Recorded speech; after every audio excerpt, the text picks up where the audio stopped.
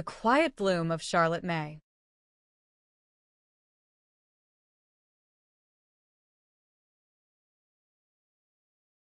Charlotte May had spent 4 decades in the same sun-faded hospital at the edge of town, the kind with creaky floors and coffee-stained counters, where everyone knew her name and the sound of her laughter echoed down long hallways.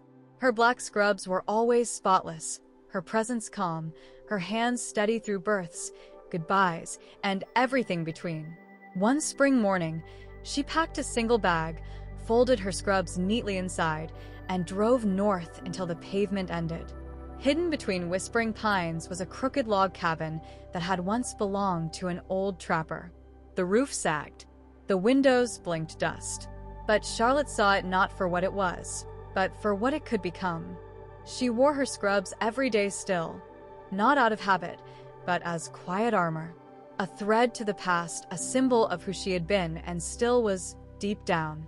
As weeks slipped by, she patched walls, sanded beams, and polished the windows until the light poured in like a promise. When the last nail was hammered and the hearth swept clean, Charlotte turned to the outside. With hands that had once stitched wounds, she planted wildflowers, daisies, asters, lavender, and fireweed. They sprang up like a celebration, framing the cabin in a riot of color. Bees hummed approval. Butterflies danced approval. Even the moss on the stones seemed to lean in and watch. Each morning, Charlotte walked down to the creek, an old tin pail swinging from her arm.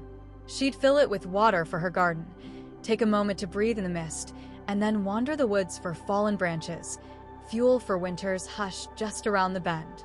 There were no machines beeping here, no distant sirens, only the wind in the trees and the low crackle of a fire each night. And as the cabin settled into the earth and the flowers swayed like old friends, Charlotte smiled. This wasn't a retreat from life. It was simply the next chapter.